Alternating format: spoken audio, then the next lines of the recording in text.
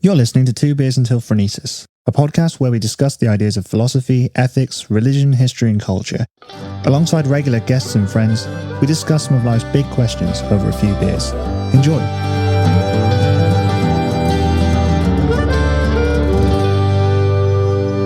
I don't know how these work, honestly. I've been so curious. What do you want to kick off with? I don't really know where to start, to be honest. You mean you know? Great. But I think probably what we could do is just start by sort of going around and sharing. Just sort of like, I want to get an impression of everyone's sort of experiences with... This is an intervention. Yeah, it is. We're in the wrong place. Find out. We'll find out later.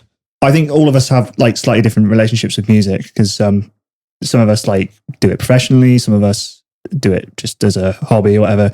Jack, you're just here for the beer. I just listen to everything. And I drink a lot while I'm listening to it. So yeah, I think that's a good place to start. So you don't play any music? No. No. I played one instrument at school and then I've forgotten it completely. Is that the clarinet? Yeah. Yeah. And that's about it, really. Nice. In terms of what I play. Nothing. Did you feel anything when you played the clarinet?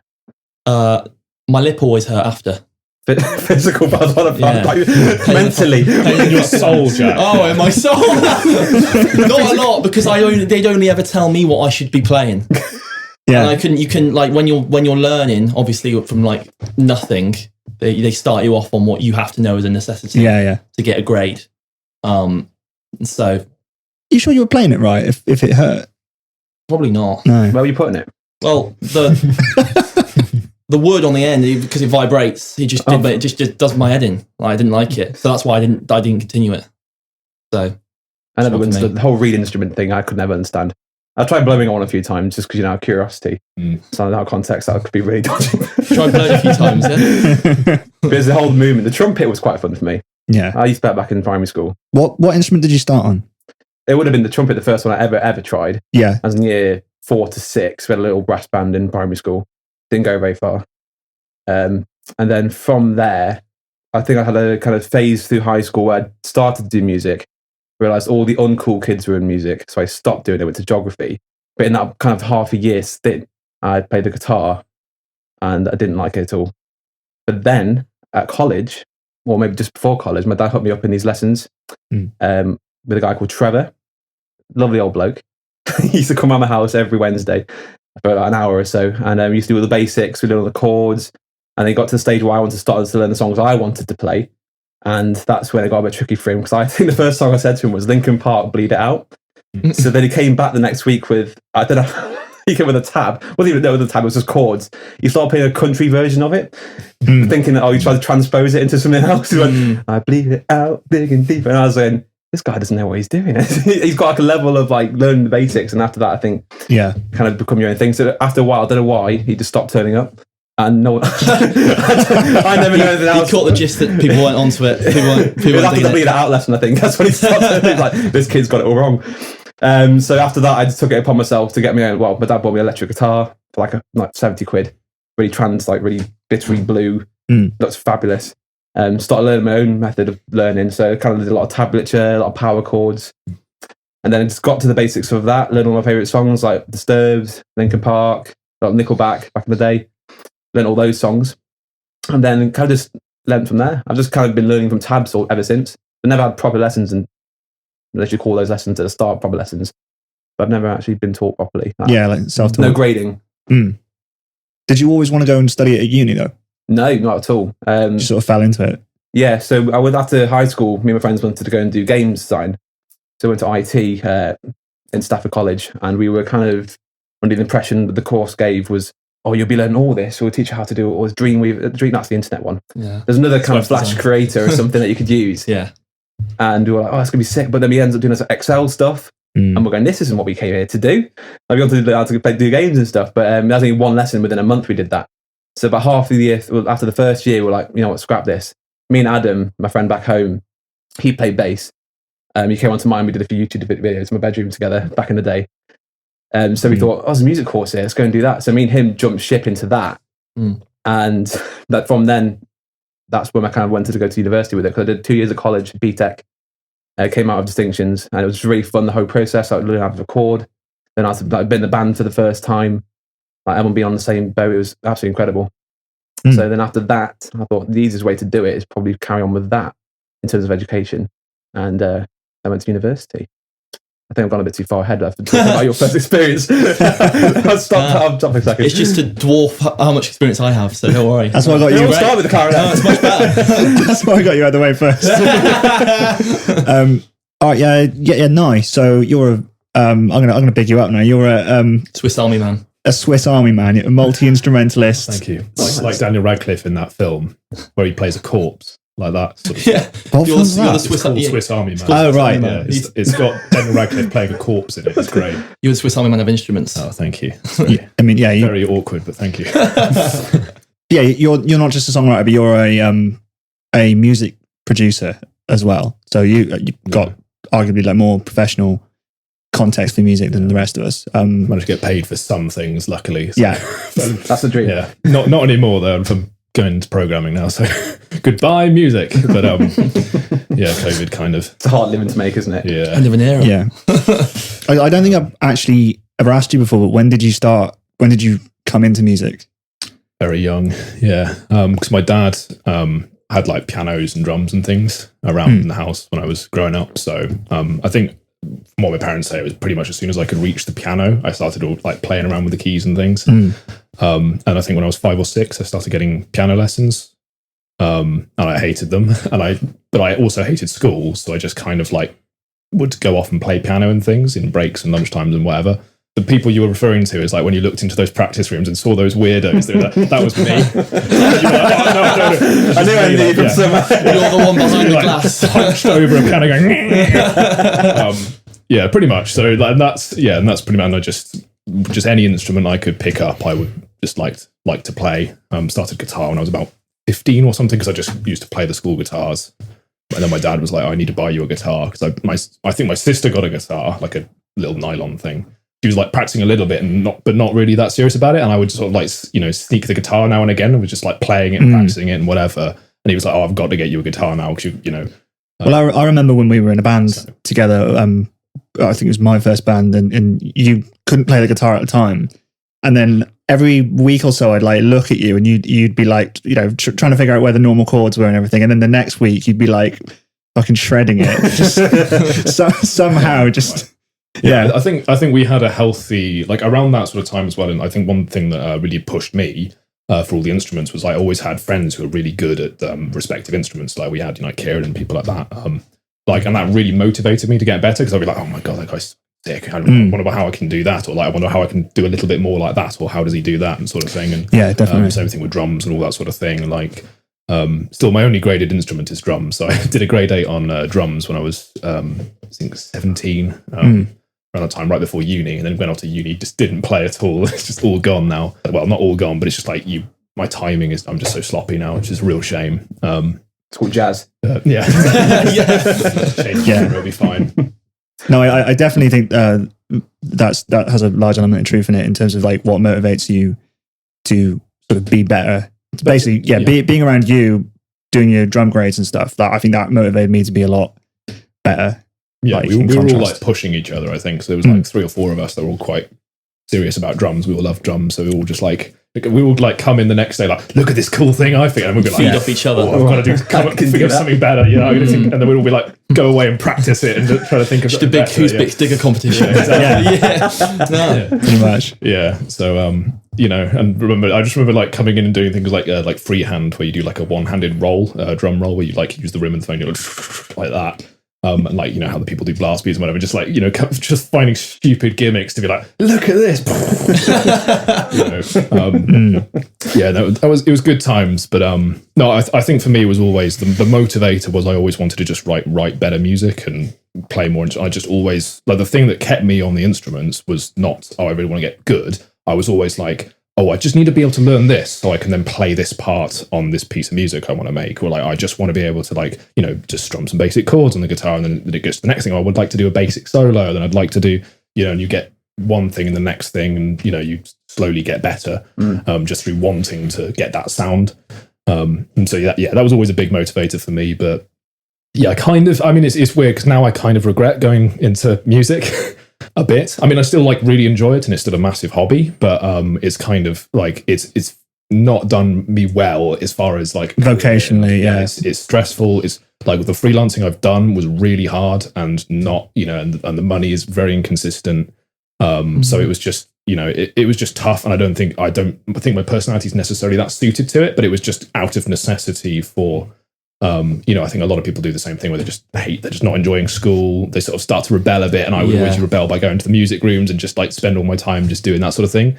Rather than working. And now it's kind of weird because I'm coming back into STEM again. So I'm going back into maths and programming and all these sorts of things now, and retraining. So it's been kind of sort of 360, but at least I can master your podcast and things now. So I've got that. Yeah. It's always the biggest concern I think with music, because everyone said to me, like, it was a hobby. Like you said, like, it became like a everyday thing for me. I'll just do it for fun. And then started doing it at college, and then became a bit more of a chore. Because then it was like setting tasks for you to do, like it was kind of forcing creativity for you to come up with like this song or these lyrics, and then hand it in the next day. And then at that university level as well, it just became absolutely crazy, because then you stopped enjoying it to the extent you did before, in terms of just to get the work done and get graded. And then that's about my spare time. I didn't spend any time. Did you find that now when you were like? Did it just become a chore a bit? A little bit less so. I mean, my degree was kind of weird because it was a music production degree, and I think it was too like broad. So that I don't think. So it's weird. Like stuff like my theory got way better after I went to uni. Weirdly enough, because I sort of learned much more out of necessity. And things like that. But it was kind of weird. But at uni, it was kind of like, because we did loads of different things. It didn't really like dissuade me from doing more music, because like 1 minute we'd be like soldering circuit boards to make synthesizers, and then the next minute we'd be like learning mixing on Logic Pro and how to like master. Still more variety, so it keeps you interested. And then like the next minute it's like, we need to like create piano reharmonizations of it. So it was like a weird mix of loads of different things, and then we're like teaching Javanese gamelan into a primary school kid, like just totally like random 0 to 100. And then doing like a steel pans concert, like all sorts of really strange variety of stuff that probably looked good on the CV, but it wasn't particularly specialist, which I think was the problem. And I think the vast majority of the learning I did was probably in my spare time, so I did kind of enjoy it, and I got quite, because there was a lot of spare time to just keep messing around making music and all that sort of thing, which was good fun. But yeah, you come out the other end and like, oh God, what am I going to do now? I've got a music production degree, like, oh dear. I would think the large majority of like university courses are what you put into it in your spare time, to be honest. But yeah, I think there's a fine line on the creative side between entertainment and art, in terms of, what you're sort of trying to get out of creating music. Similar to what we were just saying, like, I think there's a difference between doing something completely free out of your own creativity and then doing something for utility in order to, achieve a very specific, certain kind of thing. I don't know if you've ever. Does it feel like very different if you're, say, like writing a soundtrack for? Because I think you wrote soundtrack for films, didn't you? Yeah. So there were a couple of short films we did. Which I did Foley for a short film, which was really fun. That's fun. Super fun, yeah, because you just like, it was like a thing where there was like little dragon creatures and all sorts of things, and I like got like giant cardboard tubes and would like go mate, sounds like that into these tubes, and like get all these strange sounds and like do the footfall sounds and things and rustling and all that sort of thing. And that was really fun. So I think again, like I didn't find it too much of a problem, because it was like there was a lot of different stuff we did. I think there is definitely some creativity in the limitations you're set sometimes. So I think often having an excuse, and I'm definitely that kind of person, especially at school, where I'd piss off the teachers because I would always like push the limit of what I would be allowed to actually like submit. So I would just do something as left field as I possibly could, just to take the piss. I mean, I've got to like, I think you might have heard some of it, but there was one lecturer where we had to do something in something called Max for Live, which is like a music programmy kind of thing, sort of like a very, very like high level object oriented kind of interface for like making music stuff. And basically we had to do an assignment where we would make something like that. And the lecturer himself was like really into all these like really edgy, weird stuff. And to be honest, his art projects were just not good. There's some stuff like that which is really good, but then the stuff he was doing was like, when it's just looks like it's trying to be really clever, but it just isn't.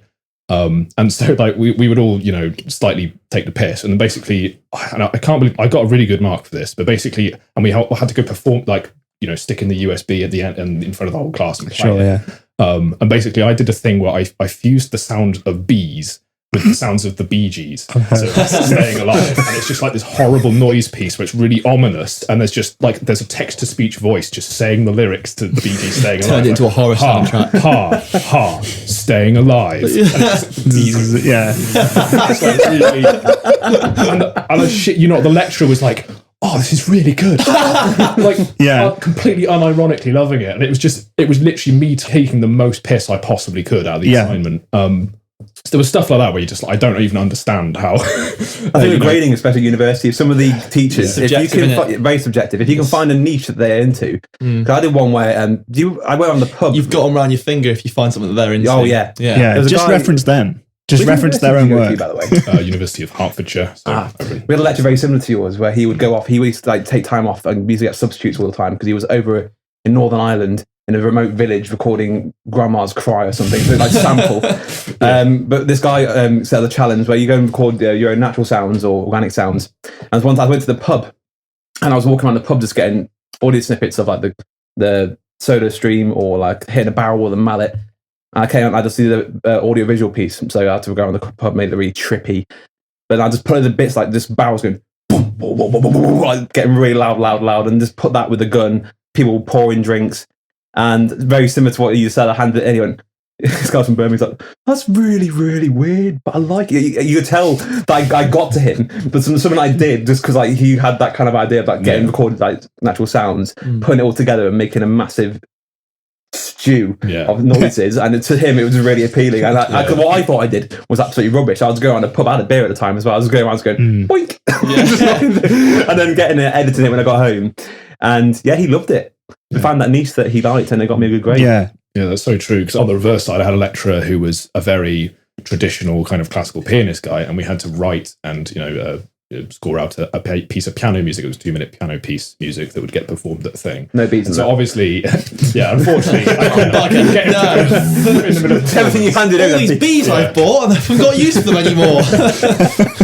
Sadly not. But it didn't go well for me because basically I was like, well, what's the most stupid thing I get? And I basically wrote this like ragtime-ish kind of honky-tonk piano piece, like to get him to do, because I was just like, well, this is the silliest thing I can possibly do. And obviously it did not go down well because it was like, he was very much classical, and this was a very swung piece. It was very like, over the top.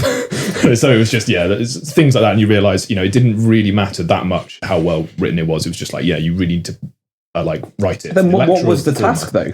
It was basically to write a piano piece that was scored correctly and everything for the performer. Obviously, the key being for that particular performer. So he was. Okay. Don't write a crazy piece that is not. It's like write something that he would probably play. So it was like, that was the fate. So I stretched it and tried to take the piss as much as possible, which is it doesn't work. See his limit, and you went past it. Don't do. If you're doing a music degree, look at your lecturer, see what they like, and then just try to appeal. Know your audience. Absolutely. I honestly. They are. At the end of the day, they are your audience. At uni, the audience is the lecturer. Well, I was thinking about this in relation to writing philosophy pieces, and because obviously there's this whole thing we've kind of semi-exposed, jokingly a little bit, but that you do have to write for your lecturer, but I don't think that's necessarily a bad thing because it's still writing for an audience. At the end of the day, it's still a skill, and I think it's an important life lesson. But just because it's not necessarily objectively graded doesn't mean that it definitely works in the benefit sometimes, especially if you know a lot about your lecturer. Towards in their third year, when you've known them for a couple of years, then you know exactly what to do for them. It's kind of cheating in this way, the method. But I think it's still a valuable practice. I think it's still good to be writing for a specific person. Because if you're in the big wide world, you are going to be writing for a specific person. Exactly. Although I would say there's a brilliant talk. I can't remember the guy's name. He's at the University of Boston. He's the guy who helps out with the writing of PhDs and things like this. And it's super interesting because there's whole generations of people now that end up not understanding why people will not publish their stuff. This is particularly in the context of written work, so in scientific journals and things like this. So someone will create a PhD and they'll be writing it for their PhD advisor or whoever they're writing it for. And because they've gone through school their whole life writing for the teacher, writing for the lecturer, writing in a very academic style, they then go into the real world and go, why will nobody publish my article? And the issue is that there's so much that academia becomes this kind of bubble of a particular way in which, things are marked for grading schemes, they're marked for like lecturers, but they're not marked for like people who actually want to read it. Just key points like engaging a reader like straight away by like presenting, not only justifying your position in your article and trying to make a bold claim like, this is the established paradigm, but I'm going to prove that X, Y, or Z is, slightly different or whatever else, and then try to make something engaging and readable and something that you would actually want to publish. And like that has a massive impact on what's going to get published in the real world. And it's amazing how many people, unfortunately, because they're not practicing writing for real people, and the key maxim here is that they don't understand the difference between novelty and value. Which is like the key thing. And it's something I didn't really understand for it's like just being novel and being interesting and different doesn't mean that anyone has to care. It's like, an example that he gave was, so there were PhD students who would do stuff like they found like some really obscure person who traveled around the world and wrote loads of diaries or whatever in the back of the library. Like, I could write about this and talk about like this. And he's like, well, did they do anything particularly interesting or remarkable other than just travel around? And it's like, well, no, but nobody's ever written about this, all this like chronology. It's like, but does it matter? How valuable is that to anyone else? It's not. Yeah, that dichotomy is basically the crux of what's wrong with academia. In a nutshell, it's like there's this obsession with just creating like novel theses, and it's like, well, especially in can you keep bringing it back to philosophy, but especially within philosophy, it's like it should be much more valuable to be relevant, because that's kind of the point of philosophy, or at least it was originally, and now it's just sort of becoming more and more obscure, and I think that's what's turning people off to it. Yeah, definitely. I think in the context of music degrees and creative degrees like we did, and I mean, you were more humanities and you sort of did game design, Jack, didn't you? So yes. Yeah. I mean, even in the context of creative degrees, it's like you see some of that. And I think going into the real world, it's like interesting how, and unfortunately, I think there are a lot of skills you can learn that will be useful and practical. But a lot of the ones that I did, like, again, too broad, too thin. I wasn't really equipped for doing a lot of stuff properly. Like I wasn't quite good enough at orchestration and like writing out scores for orchestras that I couldn't really go into that, or like I couldn't go into like scoring stuff. I couldn't really go into like this like building synthesizers or the engineering stuff because I just did a bit of soldering on some circuit boards. Like you say, your course is so vast. You wanted something specific to go into. Maybe you could go into a master's, but then even when you go in finish that, you've got so much competition afterwards because it's music and creative world is so huge. And you don't know what you're going to do is going to be taken well, or you've got no idea what you're going to come out the end with. There's always someone better as well. Like no matter if you, that's a bad mindset to have with it, because obviously, it's a horrible truth. There's going to be someone better than you, but then again, you could do a piece with one chord and a beautiful note, and someone may find that fantastic. And then someone can make a piece and spend 7 years on it. Making it all technical, but then find it horrible. No, it's a great point. I think so many.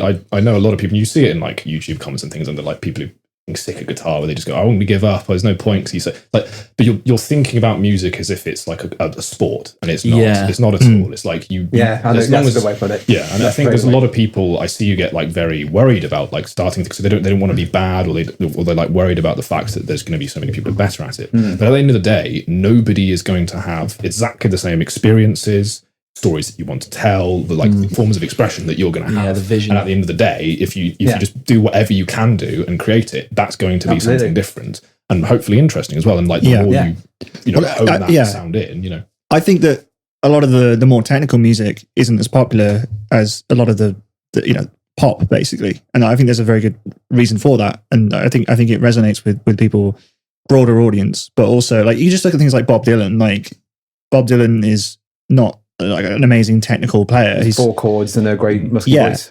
Exactly. That's all you need. Like his first album is literally just a bunch of like folk classics, and it's just some of the most simple songs you can play. And I think like when we began playing, me and you, Nye, I think I definitely had a lot of that sort of competitiveness, and I think you just have to sort of within a few weeks, I would sort of got over that initial like bitterness. You see someone do something like really sick, especially when you're actually learning. I think that's what puts a lot of people off. I think a lot of people have like a weird mystique over playing an instrument if they've never played one. They sort of think, oh well, it's too difficult, or it's almost like a strange fear of like approaching the instrument, and because it's a matter of degrees and optimizing like okay, so today I'm going to learn this chord, and you just keep going at it, and you can't lose sight of the mountain, but you do have to take each step as it goes. Yeah, being able to confront inadequacy and also be able to like cope with failure as well. I think it's definitely. I think that's probably the most valuable thing I've learned from doing music throughout my life is that comfort with like being a bit foolish and not being very good. Like, I do a lot of singing now, and I just wouldn't have imagined that I would ever have done any singing when I was like, even 18, 19. And I started out of necessity, and it was pretty bad. And I still kept going, and it was like, oh God, and I hate the sound of my voice. And it's like, now I'm passable, so it's fine. You can benchmarks for yourself. That's the thing as well when you're teaching yourself, I always find. You see like a lot of people, like you said, it's always a mountains climbing, it's like a sport. People will teach themselves, and if they don't find they've reached a certain level by a certain time, then they'll lose their drive for it. Yeah. And not necessarily people who are musically gifted, but some people will just pick up an instrument and be able to pick it up just from the notes they play. They can just tell, and they'll pick it up really fast. And some people try to do that and expect it to come naturally.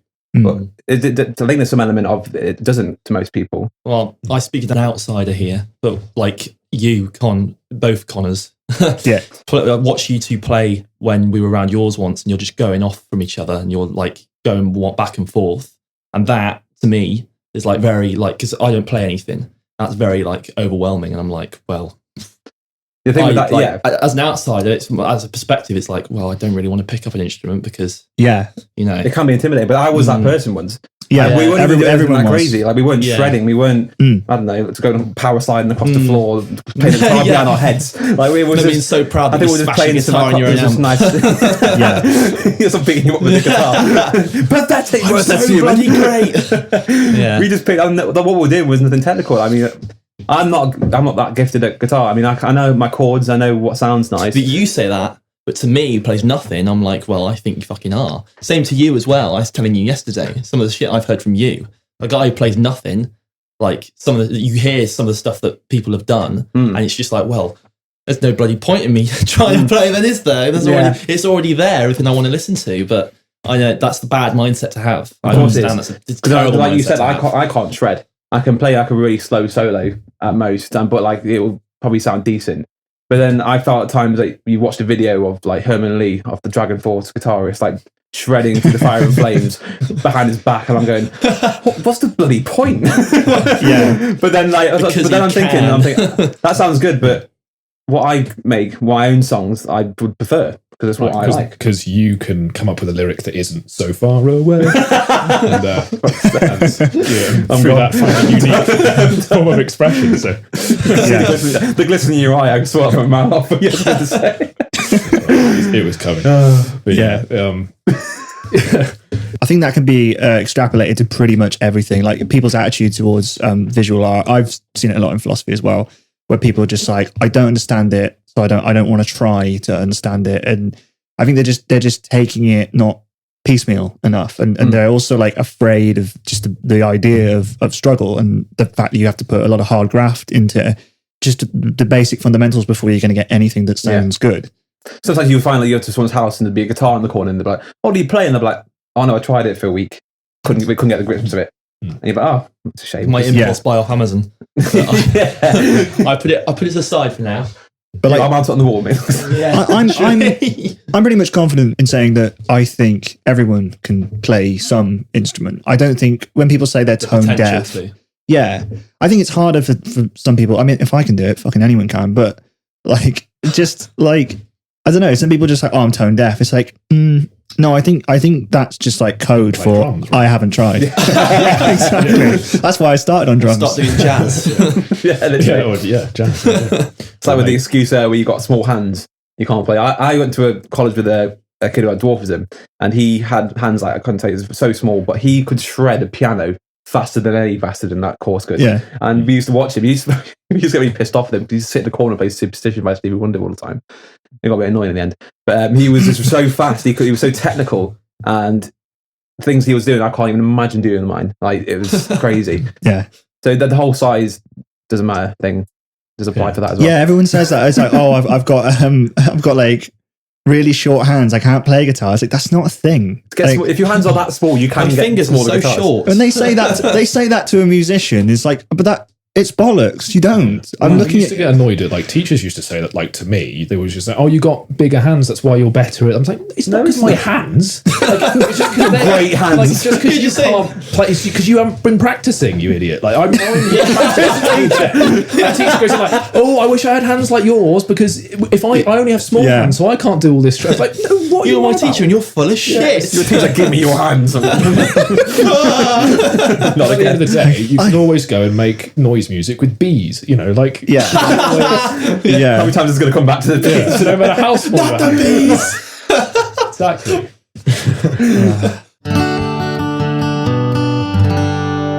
It is interesting because obviously, like, I mean, musicians' brains have some interesting, like, architectural differences after a while as well. So I mean, there is something to be said for, like, after a while it can almost look kind of strange to a non-musician, certain things, because, like, I mean, for example, like Broca's area, which is associated with, is part of the sort of frontal lobe, is associated with stuff like producing speech. So you might have heard of, like, Broca's aphasia or something like this, which is people who can't form words. Right. So they'll try to speak, but it'll just be like nonsensical words. And that's when they've have damage to the Broca's area. Well, like good few pints. Too many. And essentially, like, what a lot of is going on with in music is we're using a lot of the same mechanisms in speech that we use in music. So, like, Broca's area, if we're, like, performing or whatever, or like Wernicke's area, which is to do more with, like, comprehension of language. So that will be, we activate that a lot when we're listening to music. And interestingly as well, like the occipital lobe, which is normally sort of processing vision and whatever, musicians actually use the occipital lobe a lot when they're listening to music, and non-musicians don't, which is something quite interesting, which implies there's something also going on either visually, or we're using that part of the brain for whatever reason when we're also actively thinking about music. So there, you know, it is interesting how it does kind of change the way you sort of think and perceive certain things over time. Yeah, I don't know. Yeah, well, it is pretty much like another language, or seems to transcend language in some way. I was thinking about the myth of Orpheus, when he doesn't try and, like, reason with Cerberus to get his missus back from the underworld. It's like, I'll just write the best song You're ever. fucking back. No, but instead of using an argument, or you know, actual language, he just plays a song to Cerberus. And I think what the ancient Greeks were getting at was that it is this kind of, like, it is a language in itself. And I think you can see that when it doesn't really matter what the words are to a lullaby. Yeah. When you're little and you hear them, you just, it's the melody that suits You tune you. more when you're younger. Right. Yeah. I mean, that goes all the way back to Pythagoras, though, doesn't it? Because, I mean, way back then, I mean, there was no real disassociation between, like, the sort of sonorous perfection of harmony and these sort of perfect intervals and ratios, which Pythagoras would apply to the planets and orbits. At the time, he didn't know what the actual orbits or planets were, but he would associate stuff like the distance from the Earth to the Moon as being like a whole tone, of a perfect octave and things like this. And, like, Mercury was like a semitone or something for some reason. I don't know why. Yeah. But yeah, it goes like way back to I think Archimedes. I think was it Archimedes? Possibly. The first time that they started actually, like, mapping out. I think it's Archimedes who, like, walked past a blacksmith, and he heard, like, on the bars of metal. There was, like, you know, perfect. Phil Collins in the air tonight started popping out. Yeah, exactly. There was a gig going on, and Ding ding ding ding ding ding ding ding. yeah. The whole communication with music thing, I think it comes in improv. Being on stage doing, like, jazz and funk or any kind of any improv music, but you hear musicians bounce off each other. It's all kind of they're communicating with music like you used before. Like, you can't really see it if you're not noticing it's there. I think if you're a musician, you can notice these things, especially with live performances. If you're watching it, there's a band called Snarky Puppy. I'm not sure if you heard of them. I love Snarky. Yeah, they're fantastic. My favourites. Saw them live at the jazz festival, and then I heard their songs prior to that, and I went in, and the whole performance sounded nothing like the recordings I listened to, because they just look at each other. You can see the way they look at each other on stage, and they're just bouncing off each other, and it's physical and mental. The way they use their bodies and the sounds they make to bounce off, and then they all know when to come back in. It's crazy to watch. Once you understand it, it's an absolute mindfuck. Yeah, I almost saw them in Bristol. I think it was 2019. I almost went to see them. I just didn't, because there was something else, like, the next day or something. I just, what's wrong with you? I really regret it now. 'Cause I'm like, that gig looks so good, and I just Probably doing a podcast. Yeah, no, but it's pretty old, the old music. I just wanted to ask you about Pythagoras, what you were saying about the universe and music. in Jain and Hindu cosmology, there's this idea that certain chants can sort of, they're sort of written into the universe, and that music, in a sense, is something that's more innate than just like arbitrary language. That it's something that's almost like a type of physics. If you chant in a very particular way, it's almost like a spell, and they're like almost like laws of the universe. Is that sort of what Pythagoras was saying? Yeah, I mean, the ancient Greeks were definitely in that sort of camp of there being some, almost divine, distinguishing between, say, like maths and so many aspects of music just wasn't really a thing. Like, it was all very much interrelated. So the Pythagoras thing was called like the music of spheres, where it's just like all about, the planets and orbiting and all sorts of things. I think might later inspired Holt's the planets things, perhaps. It goes right back to, when they would just hear these intervals and then measure out, the mass of this particular thing that's making this major third is this ratio more than this particular one, and then there's clearly a relationship between the sound and the ratio of the mass of the object, and these perfect sort of intervals and everything sort of emerge from that. And obviously, it is interesting because it's one of those things where it's there's a lot of like studies and things to do with the exact extent to which, say, like our desire to listen to music, our enjoyment of music is innate versus environmental. And I would say there's some thin sort of studies based around trying to figure out what sounds infants and also other mammals and things like this prefer over just like random noise or nothing or whatever else. And there's some things that do link towards the human brain somewhat preferring consonants. So good like fairly even ratios between two different tones generally, and less sort of dissonant tones like a minor third or like a sharp fourth or something. Certain intervals do seem to have more pleasure, but we're not 100% sure about that. That's it's very, very difficult to study that. One thing we do know is that there is very little, similar to language, there's very little sort of rule as far as taste in music and things like that. It does seem to be very, very heavily environmentally determined.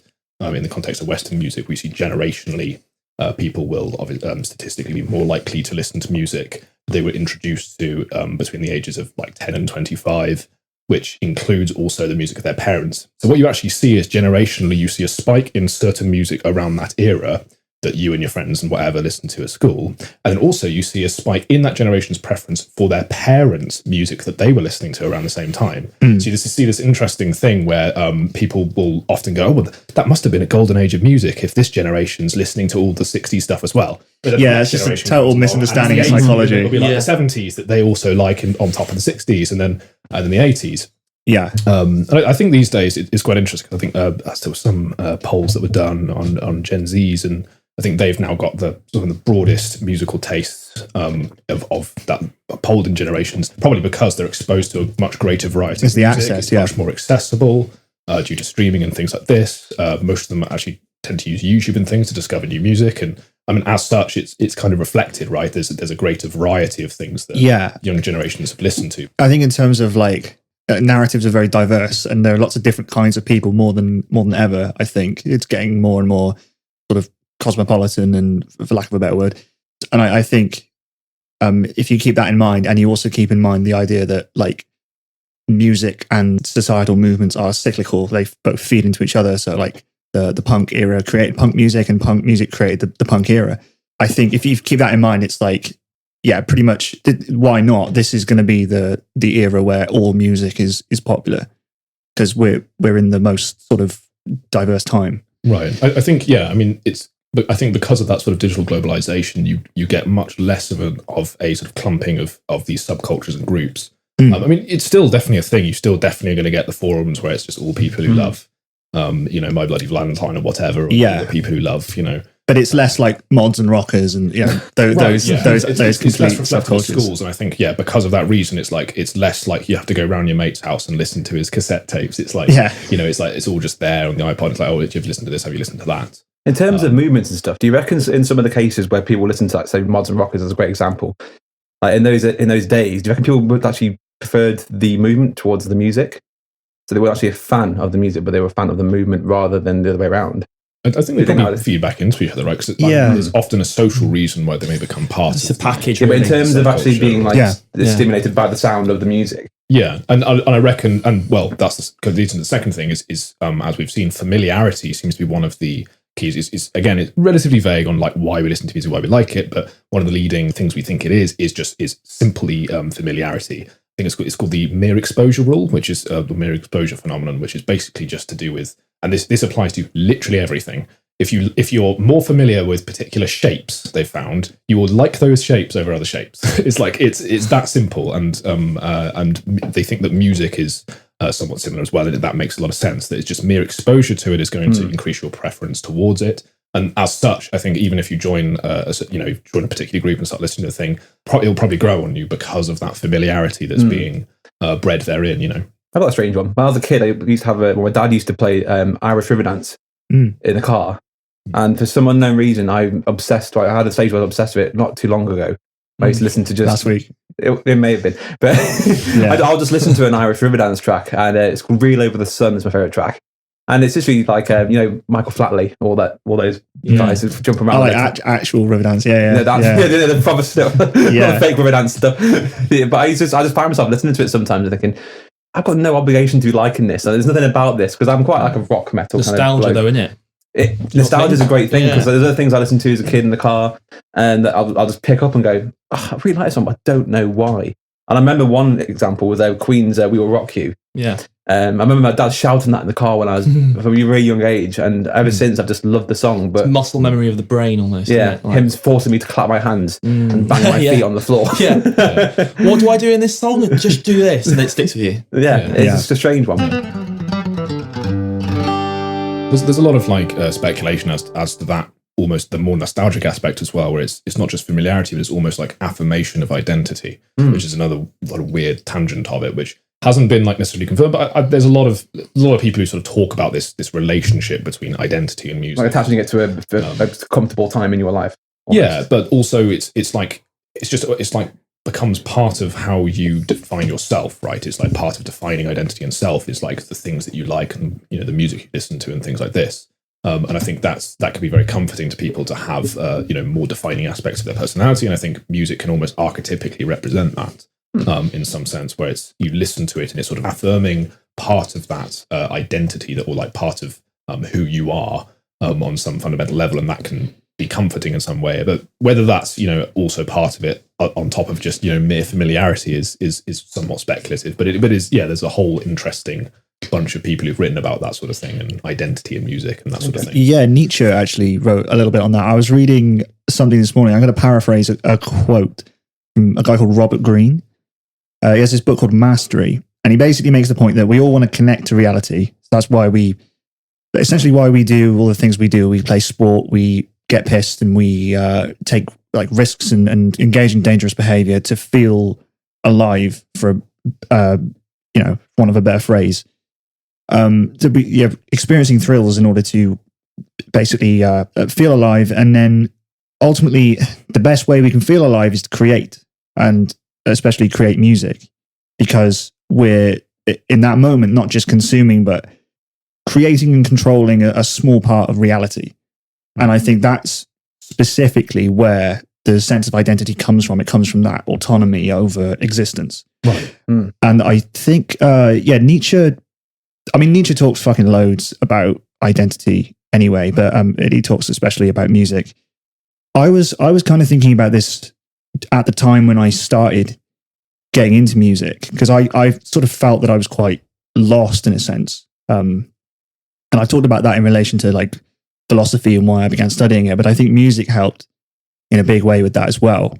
I think there's this looming question of what should the direction of your life be? How should I live my life? And I think one of the biggest answers that people have come up with is to pursue excellence.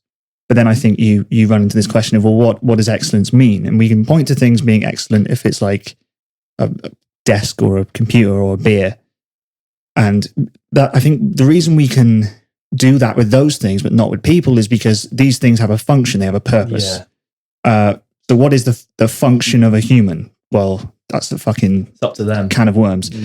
But I think I knew what the function of a musician was. So I just focused on that. And I think that was a big start, just trying to be an excellent musician and whatever that meant.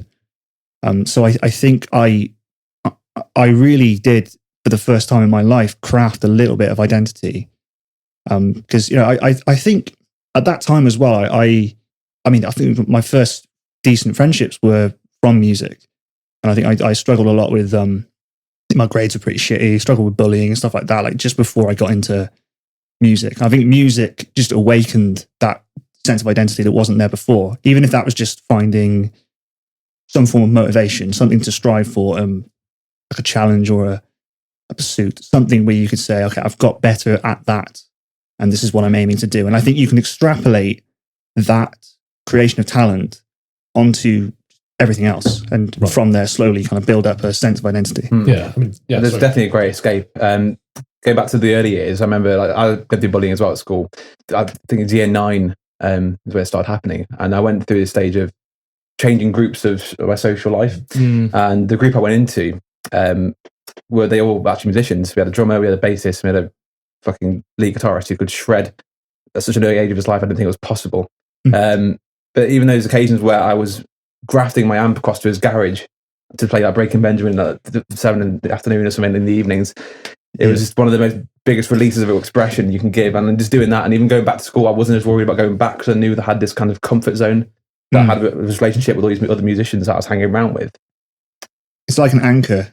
Oh yeah, because you've got this group of close mates, and with you and I, and with Kieran and everybody else, I think because of that like unspoken language, I think that was such a deep connection that I just wasn't really getting that. And I think especially with my ADHD and my autism and stuff, I think it allowed for a certain level of like, I felt very high functioning whilst I was doing that kind of stuff. And I think I extrapolated that onto the rest of, like, it was easier to make just normal friendships. Yeah, just day to day. Yeah. And like you were saying about agreeing about control and everything. And like often, spectrum disorders, well, one of the primary things that's often associated with them is a necessity for control and consistency in an environment. And, that, like he was sort of saying, the being able to go into a particular domain and have control over that particular domain and sort of be, in the pursuit of a certain degree of aptitude with that particular domain affords you that sense of control. And I guess for you, like that can really help someone, especially, when you desire more control than the average person, perhaps, Yeah. You can just understand music and the music you're playing. And I think you can understand yourself a little bit better as an extension. And I think we said similar things to that effect with sport as well. I think if you just take something very specific and, how fast can I run?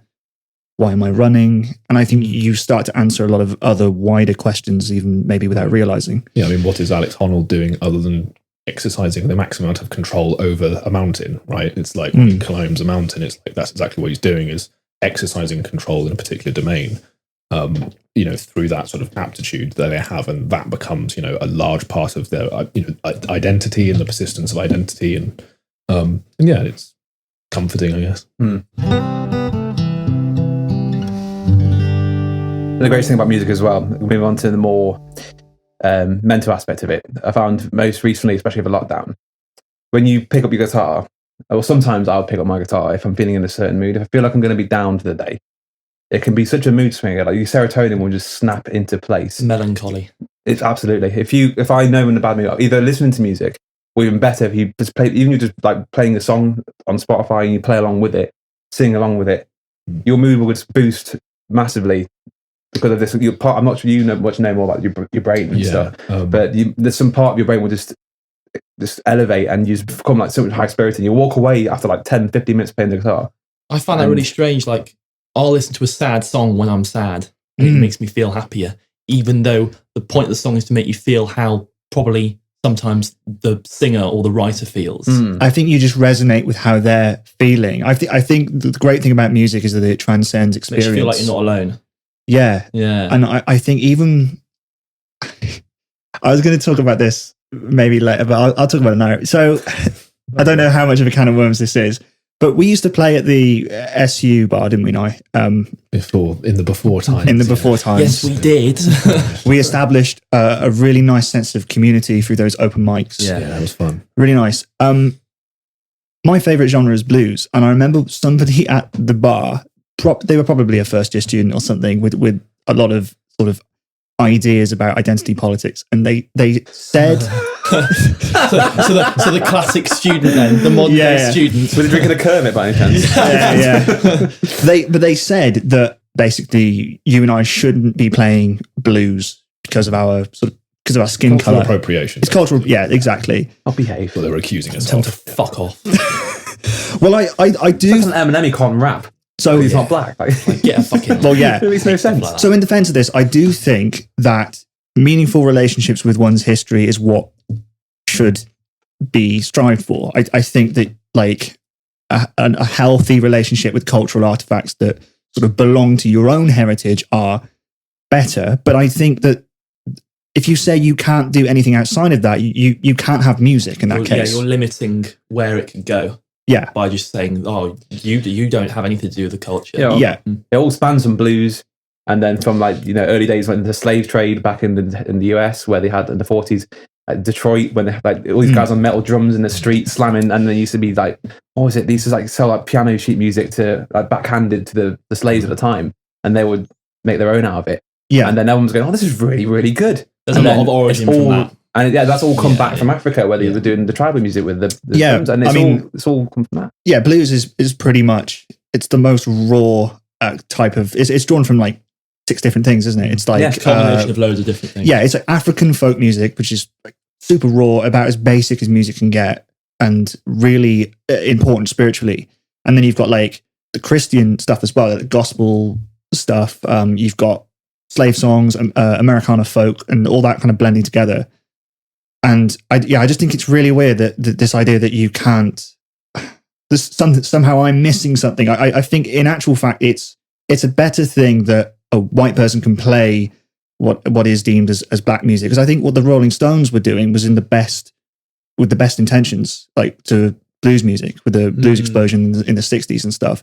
So I think what they were doing is sort of recognizing what had become quite a old niche genre and sort of going, look, all the modern stuff you like comes from this, and they're actually bringing out a lot of these black musicians and saying, listen to their music. And they were also reinventing their music in novel and interesting ways.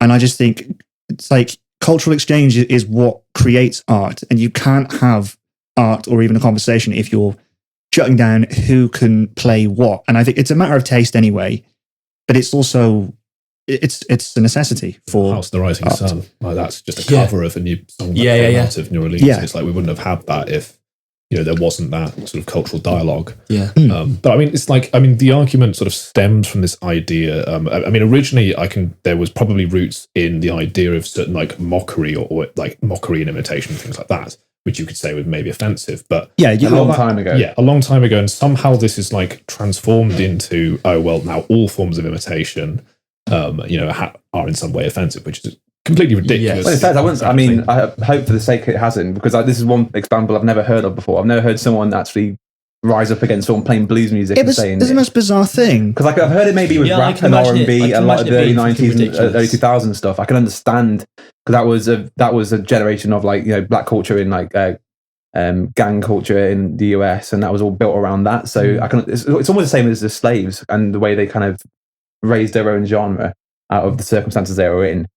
So I can understand, but to use it as against blues, it's a generational thing, isn't it? Like, yeah, absolutely. Everyone nowadays is just raised to think that their opinion counts for something, and they must. But in a certain case with music, it's such a open and creative aspect. I mean, you take snippets of every kind of like genre you hear and create it into your own. But these people that have these opinions probably aren't musicians. They probably don't understand the way creativity is made. Also, it actually demonstrates a lack of empathy. Because I think one of the main key features of the music enables us to do is empathize with another culture. Yeah, this is why I brought it up. What is blues but like the tales of the struggles of another culture where it originally came from? And if you're going to deny the the desire to listen to that and enjoy it and imitate it and play it and that sort of thing is to deny people the chance to like really love and empathize with that particular story and that particular music. And I just can't think of anything. The ultimate flattery is imitation, right? And it's that's great. It's strange that you would decide that is off limits now to because it's as if you want to build these walls between everyone. It's always the white people building those walls. Yeah. It's never. If I want to listen to Robert Johnson and I can't see how that can be a bad thing. If I want to play Walking Blues or something, if I can fit into those shoes, if I can see through those eyes, how is that a bad thing for discussions around race? As you said like earlier, if you're saying it's a tale, which it is, surely re-singing it's not a bad thing. It's surely it's the spread of a tale. And so like in what world is spreading someone a story, put it on a basic thing, a bad thing? Like right, the point is you exercise some empathy and you gain some insight into that particular struggle or whatever it is, and it's that is a vital part of how cultural exchange should happen. And I think art is all about that kind of bridging of barriers, and it's not. I think as soon as people start artificially imposing all these you're doing exactly the thing you think you're. It's white people sort of arbitrarily gatekeeping a kind of tribalism. Like they're sort of saying like, no, this is off limits, and they're actually encouraging a sort of they own that, and there's no kind of dialogue between. Yeah, and the irony is when the blues came about, it was a mixture of white culture and black culture coming together. Because obviously you had the beat from the blues and the melodics from the white culture coming in together to form this new genre.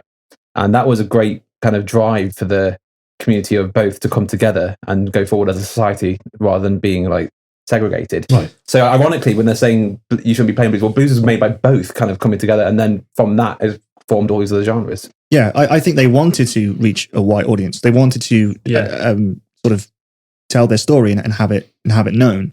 I've been listening to a lot of like gospel stuff lately. I'm not religious, but like the power of that kind of music is incredible. That's why I've always liked blues, because it's got such a narrative to it. The way it sort of came from Africa and parts of the US, just in the Delta, and then spread from the Delta. You've got Mississippi blues and Chicago blues and New Orleans stuff where it sort of blends with jazz and stuff. I think that there's a continuity from that to rock and roll and the way it was taken in kind of more protesty and experimental stuff with like punk and psychedelia. It's like an ancestry of the music genre map. You would just see it all. It just spires out from that one particular. Well, not just from that genre particularly, but a lot of it does come from that. I kind of feel with like a lot of modern music that it's lost that, but that might just be me being an old soul. I think it's not lost. I think it's just aged badly. Not it's badly, but it's sort of diluted. The basics of, not necessarily melodically, but a lot of the beats, maybe some of the bass lines you can maybe say as well, a lot of the transposed into what you class as modern day music, especially pop. A blues beat's like, so it's very simple, it's very straight, very driven that way. But it's the elements of it are still used today in pop music, I think. Yeah, but I think it's more like the reason why these sort of genres come in waves is that we prefer something where it's not exactly the same if we listened before, but it's been changed, or it creates some slightly different experience for us. And I think blues, for me at least, I think there. It's largely something where a lot of modern blues for me, it kind of feels like too much of like an artificial imitation of a lot of the storytelling that was kind of happening, which is why I'm not necessarily as much of a fan of some of the more modern artists. That's not always. I do agree with you. It's like there's a lot of stuff where it's I do feel like it's nice to see genres gradually evolve over time and change and shift around, because as the context and the culture and the story changes, I think the music and the way it's arranged and the instruments used and the stories that are being told and like the influences from other genres and all sorts of things, is like that all impacts the message being sent across. And and I think particularly if we look at certain genres that very much have a specific genealogy at a time and place, they tend to start to sound a little bit like the corpse of what it once was after a while, if you're continuing on with exactly the same thing that they were doing. You kind of get recycled every now and then, every kind of generation or two. You do a recycled version, always, like Rag and Bone Man, for example. Like he's not, you know what I mean? Like he's a typical blues artist. He would probably be famous in the 60s or 50s if he was around then. But a lot of his earlier stuff was very simple very much like a blues artist would be back in the day. Mm. And everyone loved it, didn't they? Everyone's like, "Oh my god, this guy's doing blues! Yeah. What?" And that sounds a lot more genuine. And I think it was that. I think it's that genuineness of those kinds of things when they research, which I think people really latch onto. Which is what I like, and it's also, you can tell it's like there's always like this slightly unique spin or something different in the presentation or the stories being told when it's when they sort of come around like that. Yeah, I think that's what I was getting at. It's kind of like authenticity versus cynicism. That's for me. That's why I can't hear the blues and a lot of modern music, because to me it feels cynical. But I also feel the same about modern blues music, like you say, that's stagnated and kind of feels like really old hat. It's like I used to really like Joe Bonamassa as a blues artist, but I think some of the things he does now are a little bit sort of. It just feels like. I think it's ineffable, really. I can't really explain it, but it's just kind of this sense I get. It just feels a little bit tired. Yeah.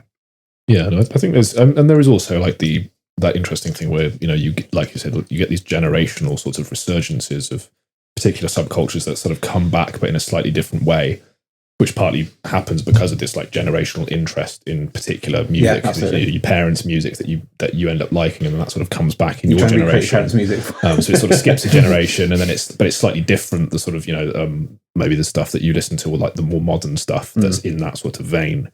And so I think you see a lot of that, which is interesting. But it's I think it's odd if it's like a certain genre where you've been listening to like a lot of a particular thing, and then you hear something that's a little bit too close to it that's new, and sometimes, but by the same stroke, if someone came across the genre and that was their entry point, it's like that they're going to love it. It's great because to them it's like the authentic original.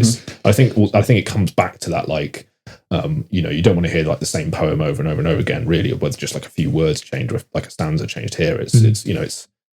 I think we can perhaps get over familiar with a certain genre or whatever over time. Although at least I can speak for myself, but I'm not entirely sure if that's a lot of always pop the case. is a lot like that. Yeah, people have I think with a lot of pop, everyone's get comfortable with the way it sounds and the way it feels. Yeah, and it's very easy to kind of recycle pop. Yeah. Especially with it was the 4-chord song. You put 4 chords together, you can make any pop song you want to. Yeah, and it's ridiculous. So you try doing it.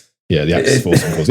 I've shamelessly used them. I'm like, everyone's allowed to use them once in a song, and that's it. like everyone's allowed to do it. Yeah, but it's just crazy. I mean, I think I performed it for the Volley once, and he couldn't believe it. He's like, "There's no way you can do it." But obviously, each song isn't exactly like it sounds, but you can. But the melody you sing over the top, you'll be able to go, "Oh, that's that song." Yeah. And it's crazy, and it was all recycled. And again, the cynicism in a lot of the big industry productions, like we see trends, like for example, like lots of elements of trap music sort of ends up in most pop now. Like apart from maybe a few sort of artists, you will very frequently see in the charts, no matter what the artist's kind of main thrust of the genre is, whether it's R&B, whatever, you'll start to see elements of like, because trap became really big as a sort of cultural thing, the trap hi-hats are now going to start bleeding into all sorts of genres of pop, and you see other sort of trends. I don't know if you've heard of things like the millennial whoop, if anyone has heard of that, but it's like whoa, it's that sort of thing, and that's in so many songs. James Bay going. You mentioned like the Axis of Awesome chords, like things like that, where these certain patterns that sort of catch on for a while, and then you can tell there's a lot of cynicism in some of and part of that comes out of the fact that you've got like 11, 12 producers all on a track who are, obviously also thinking about the market. I struggle to call that art because of the kind of the way profit, it's the need for profit behind it. The intention behind it, the way that it's conceived. But before you come on with that part, I mean, we go back to what we said before about the way music makes you feel just naturally. If for the humans' like perspective, if they enjoy that sound, like a snarky puppet song would do to me, and it's the same for them, then I agree with you. I hate to admit it. It shouldn't be art, but unfortunately, it is. I completely it's fine. Yeah, I completely agree. Right, I completely agree. For me, it's a little bit like Transformers movies. They're made to appeal to like. They're made to appeal to the lowest common denominator. But they're films for people that don't like films. That doesn't mean that some people don't find them their absolute favorite. Baseline entertainment. Yeah, it's like mind-numbing entertainment. They watch a 2-hour-long advert, basically. For a fucking toy line, basically. and all the other fucking product placement. But it's basically what I would say to that is right. Cheesestrings, That's a strange insult. The musical sting goes there. Just end on Cheesestrings. Outro music. So I really, I'm gonna just I really love Cheesestrings. I really love Cheesestrings. Yeah, but it's saying that it's cheese for people that don't like cheese. Like it just is better. It is because it's a more acquired taste to have like, you know, a fucking giant platter with like 4 different types of cheeses. You know, like ale infused. Fucking amazing cheese with like olives. Cheese has got 13 years worth on it. Yeah, but I think the best tastes are acquired. So what I would say to people that just like pop, and there's a lot of people that sort of do, I think sometimes it's just the unwillingness to go out and explore other genres that might resonate with you more. Could you compare it to maybe become comfortable with the music culture? Like, you know, if people get comfortable with the job, the same aspect of that. So instead of branching out and being a bit more adventurous and being a bit more dangerous, trying to do something different, they just get comfortable with where they are. I'm going to move along. I don't think the sense of, because with a job, it's a sense of safety. I'm going to stay here because I didn't mean exactly. Yeah, but I know what you mean. Yeah, I know what you mean. In terms of safety in music, because someone might listen to, I don't know, a metal song and hear like a riff and go, oh no. That's a bit too much, isn't it? I'm like, too much of what? But people feel the same when they have like blue cheese for the first time, or like a really expensive whiskey. If they've never had whiskey, they go, ugh. Yeah. Because that's the mark of something that's good. Once you understand it, and it does take a long time to sort of get in, understand. Yeah. Olives, coffee, all the same. Yeah, all the best tastes are acquired, and it's exactly the same with art. I think it's like when I'm ragging on pop music, I'm not like saying, oh, you're stupid for listening. Like the point is that it's like when I think, as a musician, I think when you do more of it, like you said, there's like a lot, you're often frustrated that it's like, I want to listen to something that's a bit crazier, a bit more out there. And I think and like you said, like an acquired taste sort of thing is where, you know, if everyone is just serving you, you know, cheddar all the time. Fosters. And the radio is a big part of that as well, because the radio is pumping out that kind of music. And unfortunately, if you are a person that goes to work every day in the car, put this radio in, or Chris Moyles, whatever it is, listens, and there'll be a song on there that will always be resonating around the whole of the country or around the world. It'll be pop music, and then again another song about having wet bits. WAP. Oh, I got completely off then. I think it can be annoying because it's sort of like, I think when you learn to hear those patterns and you're just like, okay, look, you've taken, you know, that, can you stop using that particular thing in that particular arrangement, that particular thing, that particular like melody line in every song. Like, you know, there's just like lots of pop where it sort of does this, you know, pretty much just like a note and then it will go up one note and that'll be like a verse. So it'll just be like, no, no, no, no, no, no. So much pop like that now, and it's stuff like that where it's like, okay, you know, maybe the first couple of times it's not a problem, then after a while people, and you know, obviously I'm ranting about like cynically about pop music, but it's like, it's at the same time, if you enjoy listening to that stuff, you know, more power to you. That's, you know, fine. Absolutely. But yeah, I think it can be difficult for people to understand when it's like stuff that you really like and passionate about. Especially, I think if you like to listen to a lot of different stuff and you're hearing a lot of repetition, it can get kind of frustrating. But that's what I'm the same with you. I absolutely appreciate. I mean, there's even some pop music I like. I'm not afraid to say it. Like, I'm gonna. And I think everyone, even if they don't want to admit it, because you know, we've all been open to say, like, you listen to pop music, you don't hate it. There's some people out there who go, I bloody hate it. It's ridiculous. It's the most ridiculous kind of music. Or and I say to them, that's absolutely fine. But are you just saying that because you're trying to be like culturally different and be edgy? Like, there's no shame in you saying you like a certain type of pop music. It's there the same way every other type of music is. If you like it, you don't like it. Fair enough if you don't literally like it. There's some probably that I hate as well. The whole point of genre. You know? There's some music in the genres I do like, which I hate. It's not wrong to hate something like that. No. If it sparks the right thing in your head, then why not like it? Yeah. And I've always thought because there's not really any genres I wouldn't say I like dislike genres or hating it. It's more just like you got to find like the way in, or you find like the thing where the gateway drug into a particular genre. That's the same way. It's a very strong way of looking at it, because when I was a bit younger, I did have a bit of that. I used to think, rap music, I just don't get it. It's horrible. But then I listened to some other stuff. I mean, I'm not like into it, but I can't name any songs off the top of my head. There'll be something like I'll listen to and I go, oh, that's pretty cool. Although it was like Godzilla by Eminem. Yeah. When he brought that album then, I was like, this actually is, I actually listen to it in my spare time. I actually take my time out to listen to it. A really good summary of like just how crazy it can be for like an individual is like your Spotify. Spotify does the whole mix of your year or your month, right? And then mine can be like Wolfpack or Oaks McDonald, and then all the way up to like The Weeknd And then I might even have a fucking Taylor Swift song on there at one point. Yeah. And it's like I'll literally listen to anything, and then I'll have like some Bob Dylan on there or something. And that often correlates with like high openness to experience as well. Yeah. Which I think most like very musical people generally, I think, tend to be higher in personality openness, which is basically just essentially how much you want to take in new experiences, try new things, do the sorts of stuff like that. And I think generally when I see people who get very elitist, and I think I was very elitist when I was a teenager. Everyone on the bit of it, isn't it? Yeah, Colin still is. You know what you like, and you're just like everyone should like what I like. Exactly, and you go to robot mode, right? I hate conversion. I hate this people, the stubbornness of them, and who aren't open. But to be fair, I guarantee it was every single one of us. It was. There's people you meet now who were like within their 30s. Like, it comes of age. I also think that people have that attitude. The people that like pop have that attitude sometimes. When it comes to like jazz or whatever, they say, "Oh, there's nothing to get. It's just shit." And I think that sort of confuses pretension. Basically, I think people think that certain things are inherently pretentious, like opera. Well, but I think it's a heuristic thing, isn't it? That's that's a classic system as well. If you don't want to go for the effort of like learning or trying to understand a particular genre, it's easier to just give it a label. Yeah. Or try Exactly. I think it's smart by just putting it in a bucket. Oh, it's pretentious. Oh, I know it's kind of cool to hate jazz and think it's stupid noise. Yeah. But then you miss out on listening to Snarky Puppy or something like this or like and all these and loads of great artists. Because you don't get it the first time, your immediate reaction is go, well, there's nothing to get, because you don't want to like sort of admit to yourself that you don't get something that's valid. Yeah. And I think a lot of people, I've basically started calling people like, out of context. I started calling people crabs because That's good, yeah. there's this because they walk side to side. There's this parable of the crab. I think Sam told it to me. It's like this guy walking along. He sees a fisherman with a bucket full of crabs, and he's like, "Oh, aren't you worried these crabs are going to get out of the bucket?" And one of them tries to, and the fisherman says, "Like, check it out. Look what's going to happen now. This is why I'm not worried."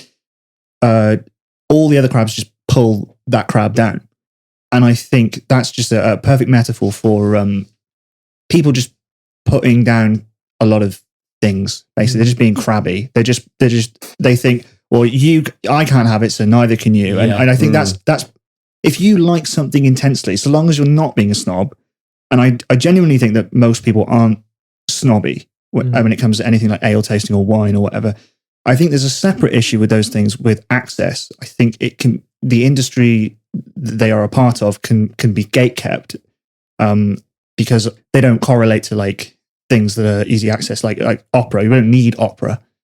So I think the industry around it can be expensive as a result because it's people with surplus cash who can like it. But I think that Do you think that though? Do you think opera specifically is like a class thing? Absolutely. Yes, 100%. yeah. But at the end of the day, everyone can fucking tune into Classic FM. No, but I think the history behind opera is a very high end kind of concert to go to. So if we're back in the day, I think opera. But nowadays, do you think no? it's But the problem is still nowadays it's spanned. The idea of opera is spanned from sorry, the to idea go of off the point. No, it's the idea of opera is spanned from what it was about 40 years ago, 50 years ago, when it was looked at a hierarchy like concert to go to. You would all go there in royal gowns. I think it's becoming more accessible. You couldn't afford to go. Yeah. I was about to say, because nowadays I think it's a lot more like it's a lot more accessible. by everyone. It can be difficult to understand to people who aren't initiated, and I think that the snobbery, because there is obviously, I think it hasn't lost a lot of its cultural attachment, right? And I think there's a lot of genres like that where it's not necessarily the gatekeeper, but there is an association with it. I know certain people will just have like almost a culture running through the family of like, oh no, these genres are just not off limits because they're just bad or whatever, and you get, and also like with classes and stratification, and so like your socioeconomic status will be a predictor of what kind of stuff you like to listen to because of that, which is all factors into it.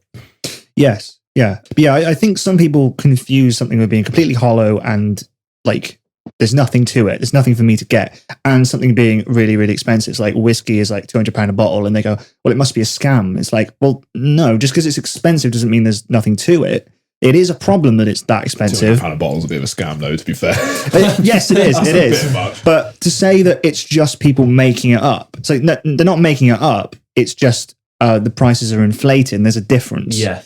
And I think it's the same with any sort of hobby. I think, if you've got surplus cash, if you want to spend it on whiskey, then go for it. Yes, like please. that's if that's your interest. I think that there is a conversation to be had about these things that are potentially pretentious. Going back to jazz and opera and stuff, there is a conversation to be had. But I think they just attract dicks. They just attract like snobby people. It's people go to opera because they're snobs. They're not snobs because they go to opera. Bring all the crowd. That's an irony in itself, isn't it? How jazz has become quite a snobby thing now, isn't it?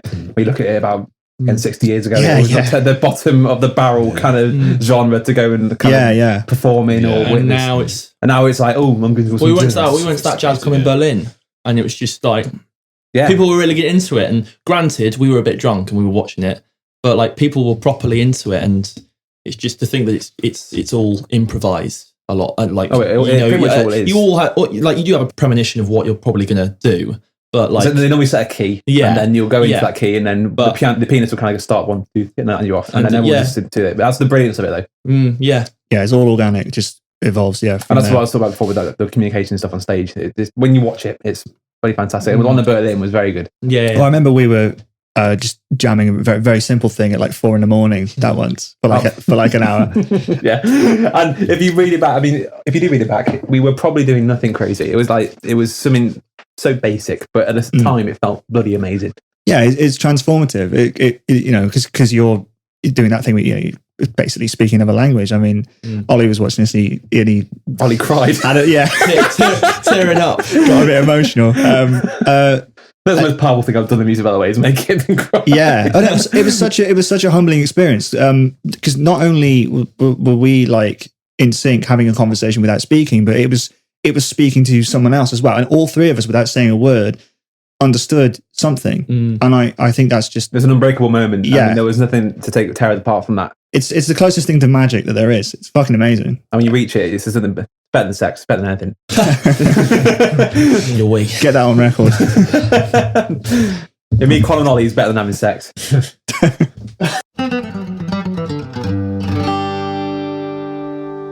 Has anybody got anything else to say?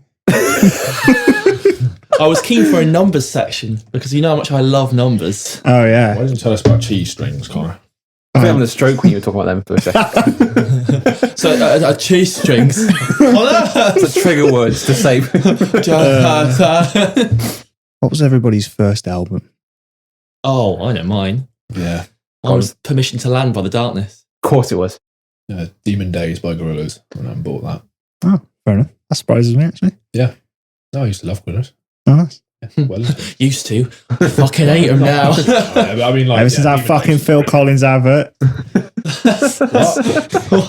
The Cadbury's one. Yeah, the gorilla playing drums, isn't it? Oh, see. It's a really bad joke. So did they do a collab? That's what I'm sat here, like, clueless. I think mine was Meteora. Is it Meteor? I keep getting this wrong. Linkin Park, Meteora. You're having a stroke now. I think I am. Meteoronica? That one by Linkin Park. Okay. Gotcha. I know which one you taught me, but I can't remember what the Linkin one Park before- album one where before no one Hybrid can Theory. pronounce the name. That Linkin Park album. We were going to HMV and getting the CD. Yeah. And the poster. Big poster wall. When was the last time you watched CD?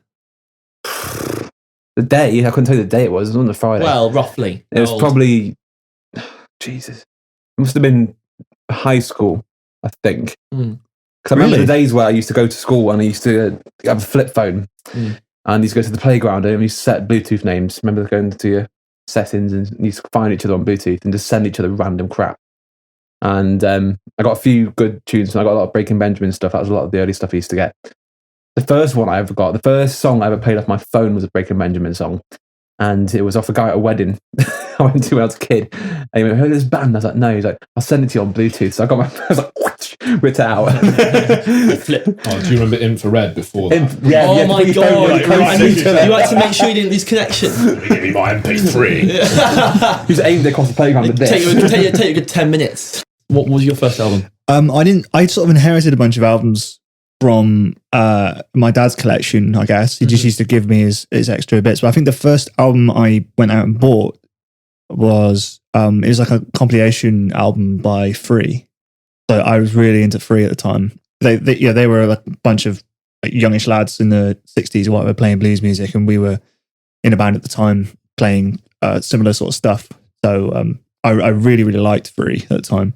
But I still buy albums now, but I only buy them when I'm like supporting a live artist or something. If I go and watch their stuff and then I'm like, well, you need to eat because they're like a fucking folk band or whatever, fiddles and stuff, and it like, the gig's not really giving them their bread and butter. This is the whole dilemma about the streaming industry, isn't it? Yeah, because unfortunately, it's the only way to publicize yourself majorly these days is to go on Spotify, Apple Music, and Tidal, whatever the other one is. Oh, not anymore. Have they gone? Yeah, Tidal's not. You're joking. Yeah, there's liquidation. I'm not. Yeah, that makes sense. I wonder why. You can't compete with all those celebs behind it as well. I know. Yeah, none of them liked each other, but they still. The Jay-Z, Taylor Swift. It's the classic case of like a company that's made for the artist but not for consumers. Yeah. So if they don't make any money, yeah. It's like, well, but you can pay like a massive premium to get like a slightly higher quality that people don't give a shit unless they're like super audiophiles, and frankly, like Spotify's quality is more than enough. The fact that they put their name on it though, like, was it Lars from Metallica? Well, because they could make more money from Tidal, because Tidal was the highest paying Lars here, CPP, whatever, the amount per stream, whatever the acronym for that is, or initialism. Did you ever see the Lars argument that he put out against pirating music? It was about early 2000s. Oh, that was right. That was around Napster, wasn't it? Yeah, Napster. Oh, yeah. Because I was really don't like what they're doing, man. We don't like what they're doing. Like, it's fucking taking shit out of it, stealing from us, stealing from all of us. If it was anyone else apart from Lars, it would have been like a logical argument. But my lecturer had this massive sort of hippie idea that sort of taking music for free is fine because it doesn't really affect an artist. And I'm like, well, yeah, not the big ones, but the small ones, it does affect them because they're having to like sell their CDs at gigs and stuff, sell T-shirts. That's how they make their money. And he was saying, well, they just make their money through playing live. It's like, yeah, because they have to. No. Their band's never played live before. Yeah, they're forced to play these live gigs to fucking eat. And they still don't make enough off of it because you're there fucking... New costs are going up. And how many times have you ever heard a band that will pay you with exposure? Oh, I think how much exposure? How much exposure you'll get from this gig? Like, I don't think I was ever paid for playing a festival. Well, that's the thing. Like they always say this is the common ground they always go to. Like for a young upcoming band, for university, I was in a band and we did a few gigs. We got paid for maybe 2 out of about 30. And a lot of the people we went to, obviously the start we started band, you wanted that exposure, you want to get out there, and just for the experience, because obviously if you never played out live before, you want that. And it was good for a bit, but then after about the 20th gig we got to, after we had played a lot, and we're going to people saying, "Oh, could we do this?" And we're going, "Oh, we can't offer you anything. We can maybe give you a few beers." And I'm like, "Oh, right, yeah." I suppose it's university. Our small time goals, we weren't going to be massive anytime soon, so we thought all the time it's probably the best thing to do. But this is the kind of the standard that everyone has, not in university bands, but a lot of small time bands in the UK worldwide have this same problem. None of them can. I think of all the bands we might have missed, who, if they had the budget behind them, might have actually done well. We might not have ever seen because they can't afford to live or support themselves because they can't make a living. There's some artists that I listen to now that, well, I think a couple of them have actually finally managed to at least break out into a slightly wider thing. But it's like maybe about 15 years or something ridiculous. They were literally just like people, obviously working their normal jobs, like working out of a bedroom, trying to do this like, interesting stuff. But because it doesn't quite, for whatever reason, like work at the right sort of place and time, and all that sort of thing. The band called Noah, I absolutely love. And it's like Lewis Cole and people behind that, like for just years and years, they were just like complete, it's just a tiny little artist that nobody. All second jobs. All work other jobs. I think there's like plenty of bands like that. And not only that, but also as people get older, it becomes harder to commit to like long touring, especially if you have commitments like a family and things like this. And often they would have to do that because you need to tour to sell merchandise, which is like the main way you're going to pay off things, especially if you're gigging outside of your continent, in which case there's going to be expenses associated with that. Venue costs are really high now, and it's difficult to unless again. It's become a t-shirt business essentially. Unless you reach that pinnacle of being signed. I mean, that's what everyone wants, because once you get signed, you're pretty much almost there, because if you can keep distributing to the needs of the record label, then you are pretty much set. But then that's a task in itself. Well, there's a folk band that I really, really like. I always play them at parties and stuff, and I've been to see them live a few times.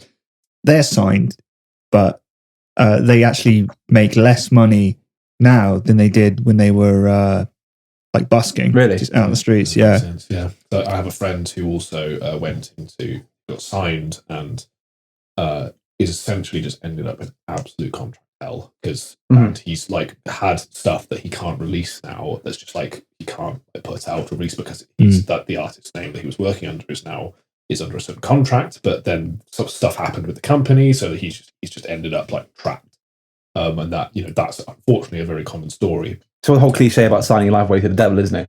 And once you've signed that contract, everything you want to produce, it may not be never as good. What you think might be good enough to produce and put out there might not be what the contractor wants, and it could be just be binned, and they'll come back to you and say, "You do this instead," and then we'll produce it. And then you can also just get dropped if your album does bad. And if it's not, exactly. But you're manipulating that kind of way. I think Professor Green's a good example. Ollie used him. He was a artist who, at the time, was making loads of publicity because he was making his music he wanted to make.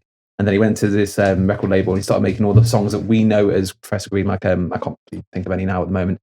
There's a song you might be able to recognise of his. And then he hated it and just stopped making his own record label about 5 years later and started making music he wants again, and is ironically more popular than he was when he was with the other record label.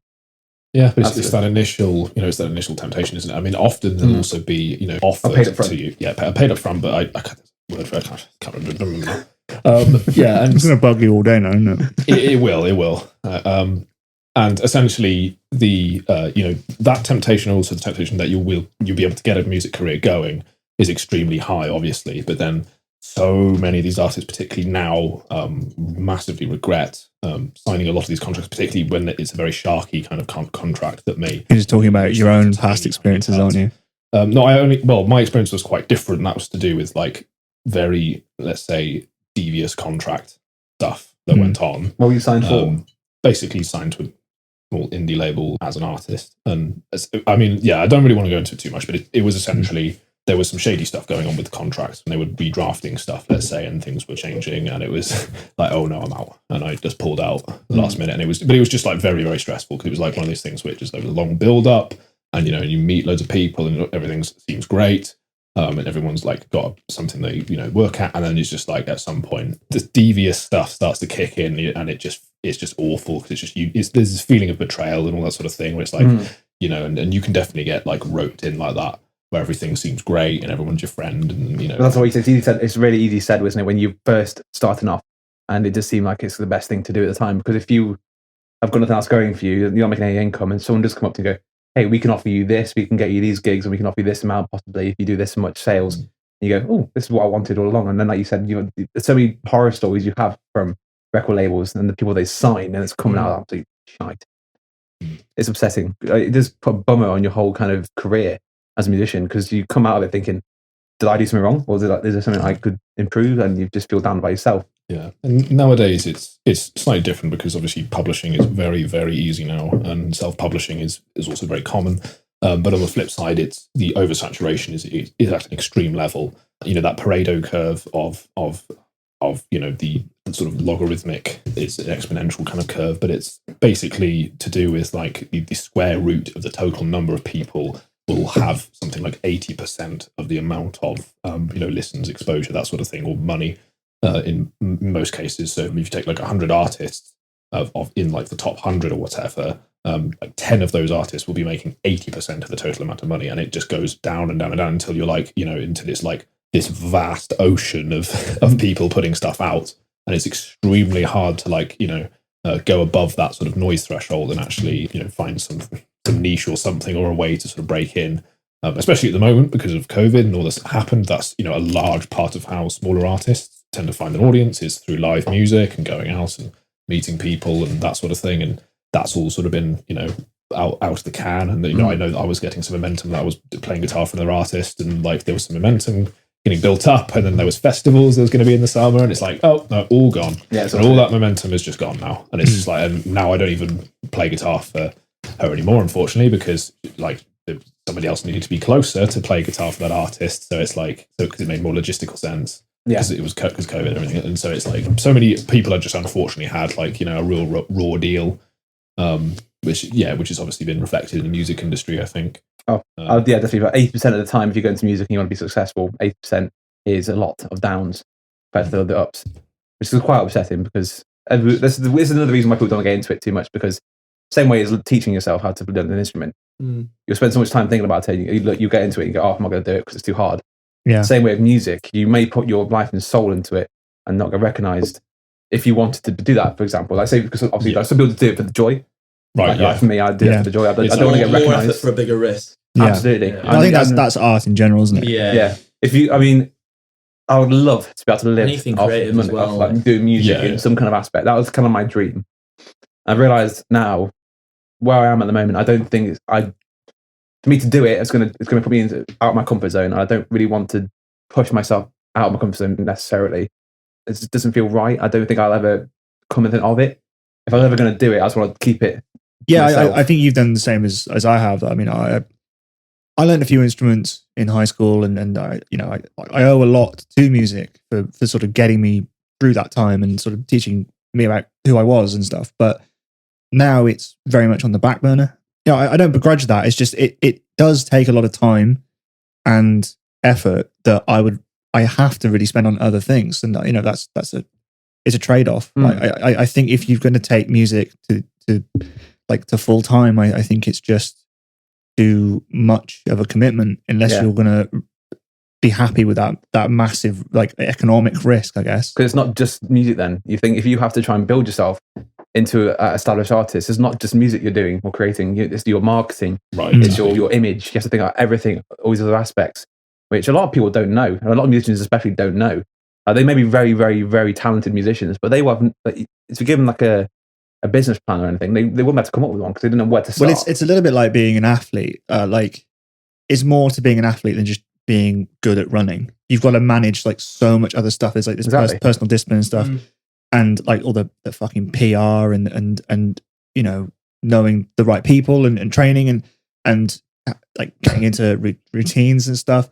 Yeah, you can be as amazing at music as you like, but you still need to be able to gig and navigate the industry, and I think that can be very daunting. Yeah.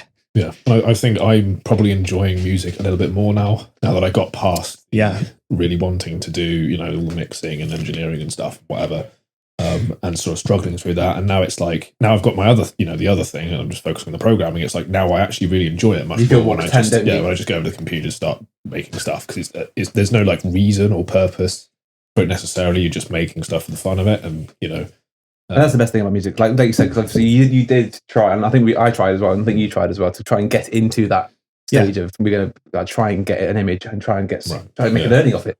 And I think once you've had it down, kind of come to terms with it, I feel a lot more comfortable now, not thinking I need to start making music. I just feel comfortable with what I'm doing.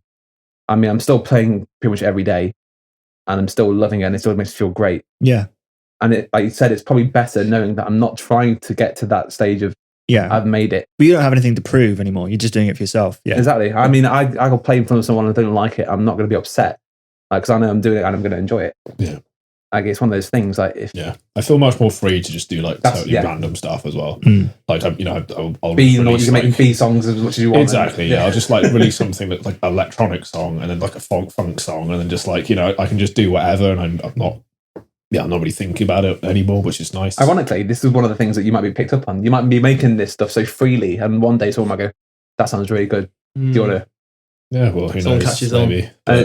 It's an ocean. That's the issue, and it's and it is really hard to I think one of the biggest things I've seen, at least when it tied to the success of artists, which is something I don't think I've been able to do, is consistency. And I think a lot of these artists that graft really hard and manage to eventually break out, one large thing that they do really well is they're consistent in putting out music, in maintaining relationship with their audience, and maintaining a thing. I think for me, I was in an unhealthy cycle of that sort of really working super hard on an album or something and trying to do the best thing I've done so far, and then I sort of get to the round of the research and I just burn out massively. But you're talking about established artists already that you see as an example. Yeah, I see as examples. I think a lot of those will have the pressure of the publicity and the PR and the everybody behind them asking them for a certain amount of stuff at a certain time grade. Right. But I would say more independent artists, I'm even including this. I know people who've, at least I've gigged with people at some open mics in smaller places that have since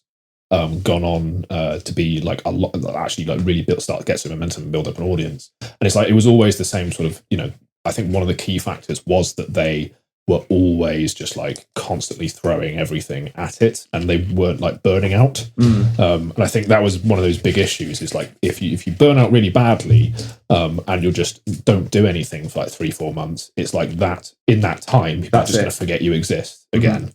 And I'm just ended up in that cycle of like, oh, he just doesn't exist for 6 months, and then I'll just like come back and post something and then disappear for another 6 months. And it's just like doing that it's not only a healthy and unhealthy cycle for yourself because you're not enjoying music, but it's also just not going to work if you want to actually grow in the industry and all that sort of thing. So yeah, I think personality probably unfortunately has something to do with it as well. Yeah, I think so. Yeah, I drive. That's why none of us have made it. That's why we're away. Speaking of it being a t-shirt industry, didn't you used to sell t-shirts for a band, Jack? Fucking hell. Yeah, I used to sell t-shirts for White Rhino. Who are White Rhino? Nobody fucking knows. You know why? It's your fault for not selling enough t-shirts. Yeah, I've got one somewhere. I'll sell them to yourself. I'll dig it out and I'll send you a picture of one. Sorry, tell you why my listeners. They did a gig. Well, I say we. They did a gig, and I was like the person they didn't want as a groupie, basically. And then I sort of like turned up. We did a gig at Mars Bar in Worcester, and they were really good. But you said they were shit. Some songs, the covers were great. The covers were great. Yeah. They weren't one of those bands who was like, all right, now here's Wonderwall. They weren't like that. They were like, they genuinely would do like some good covers of like Slaves and stuff if you're into that sort of stuff. How did you get into that? You never told that story before. Some guy I went to uni with. You've seen him. Okay. But anyway. It's just become Guess Who now. Yeah. Lewis. Does he have a Does moustache? he wear glasses? Of course, him. But anyway, I ended up doing it for him. Oh.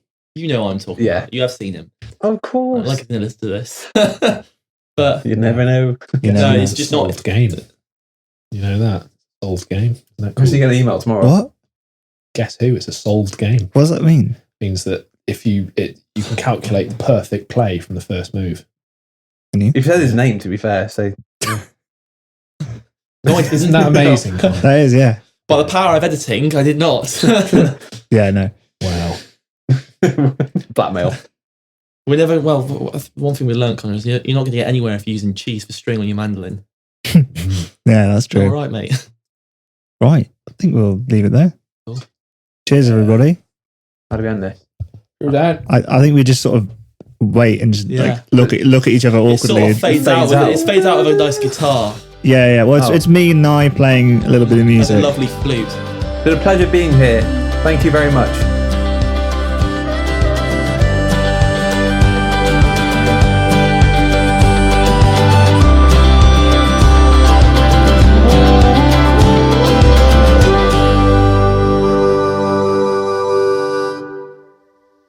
Hey, that's Say your piece or stay silent. State your business. Let's say something then. Fuck. Ruined. Can I get Suspense. Before we cut, There we go. can I get a beer before you start? Yeah, go for it. I know you're going to cut this. No, you fucking can't. Yeah. Let's have a little break. Oh, that was good. I enjoyed that. This is going after the outro music, isn't it? Yeah. It peaked at Cheesestrings, and it's just gone downhill. It's like a fucking Tamagotchi. Remember them? What, from music? Those things that you have to like do that. Yeah. Feed them, they shit and die. So it wasn't music. You'd be really upset that your virtual pet that means nothing would die. It meant a lot to me back then.